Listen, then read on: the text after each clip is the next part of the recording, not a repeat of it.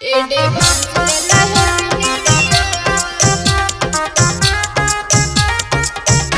Recording studio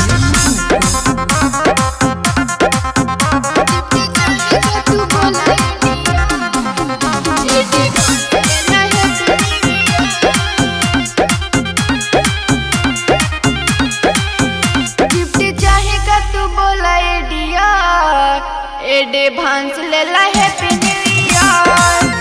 gift चाहेगा तू बोला डियर, एडवांस लेला हैप्पी न्यू ईयर। तोहर बर्थडे का ख्वाहिश हो, पूरा होई सब चॉइस हो। पी के आई है न जानी तू बियर, एडवांस लेला हैप्पी न्यू ईयर। गिफ्ट चाहेगा तू बोला एडवांस लेला हैप्पी न्यू ईयर।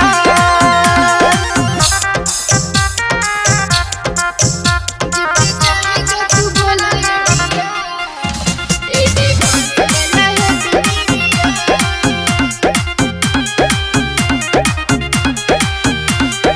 आमने सामने बात होई जानू करे के पारी न चैटिंग हो।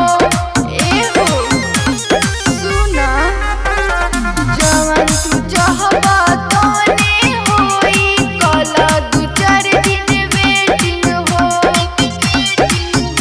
अभी करी हा न कोनो बवाल, देखया नया साल। घूमे जाई हा न जाने तू डियर, एडवांस लेला हैप्पी न्यू ईयर। गिफ्ट चाहेगा तू बोला डियर, एडवांस लेला happy new year. Kamlesh recording studio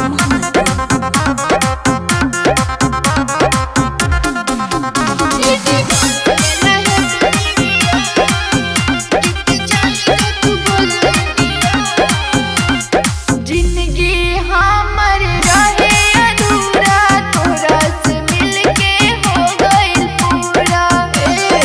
बुझला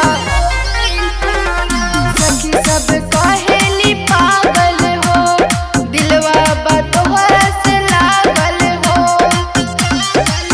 रखो अच्छा से अपन ख्याल, मिले आई बिचरते नया साल। पहन के आई हटी शर्ट पिया, एडवांस में बा हैप्पी न्यू ईयर।